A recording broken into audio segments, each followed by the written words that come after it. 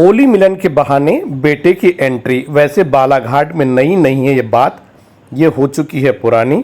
क्या होली मिलन के बहाने बालाघाट विधायक श्रीमती अनुभा मुंजारे ने अपने बेटे शांतनु मुंजारे को प्रोजेक्ट किया और उनकी राजनीति में बड़ी तगड़ी एंट्री करवाई? यह सवाल उस समय उठ रहे हैं जब 16 मार्च 2025 को होली मिलन समारोह लालबर्रा में आयोजित किया गया। इस दौरान बड़े बड़े पोस्टर और उस पर कांग्रेस के कार्यकर्ता पदाधिकारियों के साथ शांतनु की बड़ी बड़ी फोटो इस बात के संकेत दे रही थी कि श्रीमती अनुभा मुंजारे विधायक बालाघाट इन माध्यम से अपने बेटे शांतनु की कांग्रेस में बड़ी एंट्री का दावा कर रही हैं। दरअसल यह बात बालाघाट जिले में कोई नई नहीं है। यदि बात स्वयं विधायक अनुभा मुंजारे की जाए तो वे स्वयं पूर्व सांसद कंकर मुंजारे के माध्यम से राजनीति में आई, 3 बार नगरपालिका बालाघाट की अध्यक्ष रही और वर्तमान समय में बालाघाट क्षेत्र की विधायक हैं। तो फिर यहाँ बात थमती नहीं। दरअसल ये तो शुरुआत है हमारे समाचार की। अंत तक बने रहिए और देखते रहिए कि किस तरह बालाघाट जिले के भीतर परिवारवाद एक सामान्य बात हो चुकी है। हालांकि कभी ये मुद्दा नहीं बनता क्योंकि हर नेता का कुछ ना कुछ इस तरह से लिंकअप है। बात बालाघाट विधानसभा से ही चालू रखते हैं। पूर्व कैबिनेट मंत्री गौरीशंकर बिसेन ने पहले अपनी पत्नी श्रीमती रेखा बिसेन को राजनीति में एंट्री करवाई, जो कि जिला पंचायत की अध्यक्ष रही। उसके बाद उन्होंने अपनी बेटी मौसम हरेनखेड़े को राजनीति में एंट्री कराई। पिछली बार 2023 के विधानसभा चुनाव में तो मौसम को टिकट भी मिल गया था, लेकिन बाद में पिता गौरीशंकर बिसेन को लगा कि शायद बात नहीं बन पाएगी, मौसम चुनाव हार सकती है, इसलिए उन्होंने किस्मत आजमाई, लेकिन परिणाम उनके पक्ष में भी नहीं आए। बालाघाट विधानसभा क्षेत्र के पूर्व विधायक अशोक सिंह सरस्वार साहब ने भी अपने बेटे सम्राट सिंह सरस्वार को कांग्रेस में एंट्री कराई। राजनीतिक जीवन में एंट्री हुई। एंट्री भी इतनी धमाकेदार हुई कि वे पहली बार में ही चुनाव जीतकर जिला पंचायत के अध्यक्ष बन गए। यही नहीं, इसके बाद लोकसभा चुनाव में भी कांग्रेस ने उन्हें टिकट दिया। भले ही चुनाव परिणाम उनके पक्ष में नहीं रहे, लेकिन इस दौरान सम्राट सिंह सरस्वार साहब ने अच्छी खासी अपनी छवि जनता के भीतर पेश की और अगली बार के लिए दावेदारी को और अधिक प्रबल कर दिया। चलिए राजनीति को कुछ बालाघाट से वाराणसी की ओर ले चलते हैं। वाराणसी विधानसभा क्षेत्र में भी कुछ ऐसा ही होता है दिखाई दिया, जब तत्कालीन विधायक प्रदीप जायसवाल साहब ने अपनी धर्म पत्नी स्मिता जायसवाल को राजनीति में एंट्री दी और उसी साल उन्होंने उन्हें नगरपालिका अध्यक्ष बना दिया। इस दौरान वाराणसी में भी बड़े सवाल खड़े हुए। विधायक प्रदीप जायसवाल साहब समझ गए, इस चीज़ को भाप लिया कि उन्होंने अपनी धर्मपत्नी स्मिता जायसवाल को नगरपालिका अध्यक्ष बनाया, इसलिए हो सकता है भविष्य में राजनीतिक विरोध हो जाए, अंतर्कलह हो जाए, उन्हीं के साथी उनका विरोध कर दे।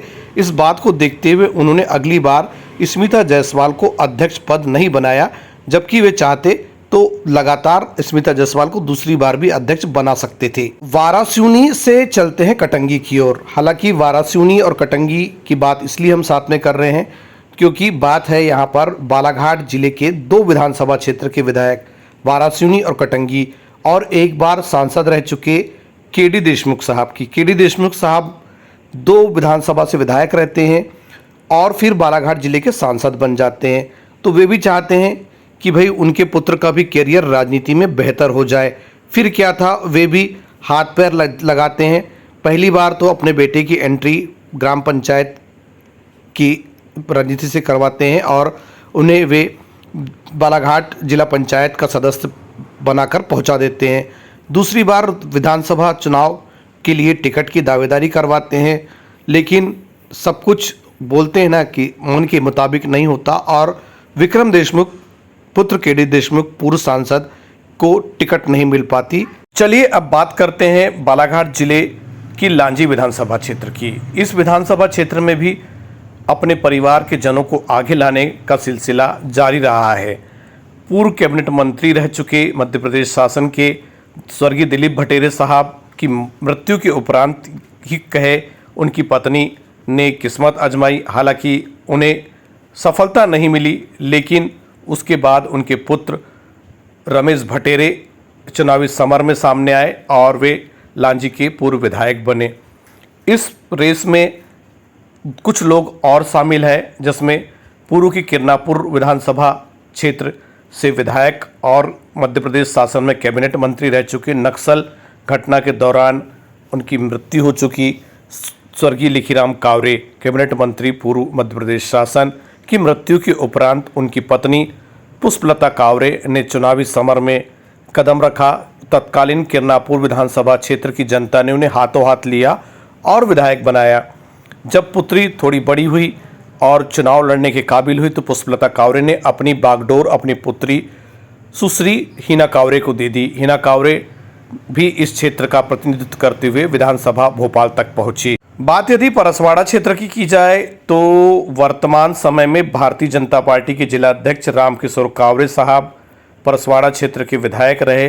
पिछले बार सर्वे में सामने आया कि परसवाड़ा क्षेत्र के विधायक रामकिशोर कावरे साहब चुनाव नहीं जीत पाएंगे, तो फिर क्या था, उनके द्वारा भी एक राजनीतिक गणित उस समय चला जा रहा था। तो अचानक पोस्टर के माध्यम से या फिर समय समय पर मीडिया और अन्य माध्यम से इस बात की जानकारी सामने आ रही थी कि रामकिशोर कावरे साहब चाहते हैं यदि उन्हें टिकट नहीं मिलता तो उनकी धर्मपत्नी को टिकट दे दिया जाए। हालांकि उन्होंने खुलकर कुछ नहीं कहा, लेकिन राजनीतिक के गुणाभाग यही कहते दिखाई दे रहे थे कि रामकिशोर कावरे कहते हैं कि साहब सर्वे में मैं पीछे हूँ, पत्नी तो नहीं है, पत्नी नया चेहरा है, जनता उन्हें हाथों हाथ लेगी।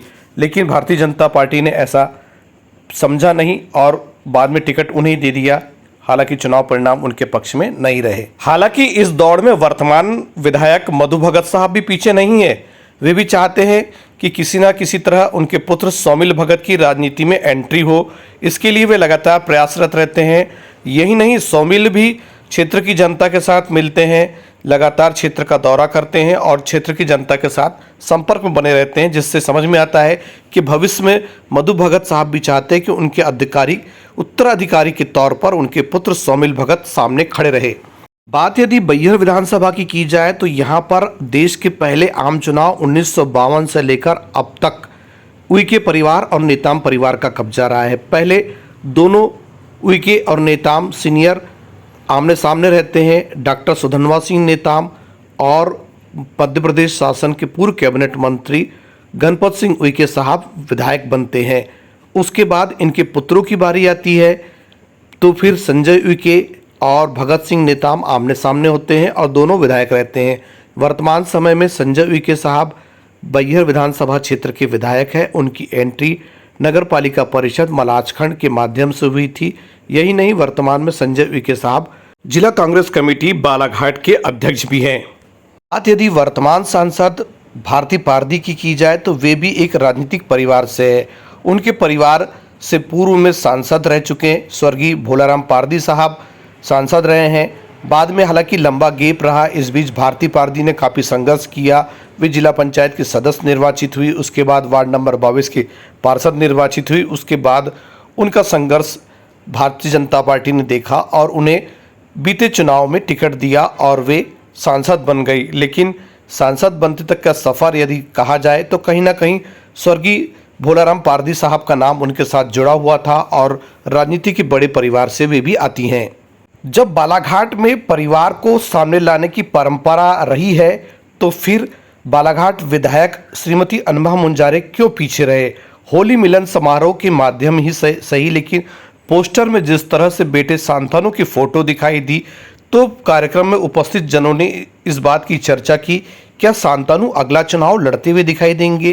क्या उनकी एंट्री जिला पंचायत या फिर अन्य क्षेत्र के माध्यम से होगी? क्योंकि वर्तमान समय में विधायक की टिकट मिलना थोड़ा मुश्किल है, क्योंकि वर्तमान समय में विधायक के पद पर स्वयं अनबा मुंजारे काबिज है। क्या फिर सांतानु के दूसरे विधानसभा क्षेत्र जहां पर उनके पिता 3 बार विधायक रहे हैं, परसवाड़ा विधानसभा क्षेत्र, लेकिन वहां पर भी वर्तमान समय में मधु भगत काबिज है, तो फिर क्या सांतानु की एंट्री किस तरह से होगी? क्या नगरपालिका में सांतानु की एंट्री होगी जहां पर उनकी माताजी स्वयं वर्तमान विधायक अनबा मुंजारे 3 बार नगरपालिका अध्यक्ष रही है? हालांकि यह सवाल जनता के बीच कौतूहल का विषय रहे। आगामी दिनों में यह सवाल बालाघाट जिले की जनता के बीच का भी कौतूहल का विषय रहेगा कि शांतनु की फोटो केवल होली मिलन समारोह तक थी या फिर उसके आगे आके शांतनु की एंट्री होती है, किस तरह से होती है, कैसे होती है, हालांकि यह सब तो अनबा मुंजारे के अलावा और उससे अच्छा कोई नहीं जानता।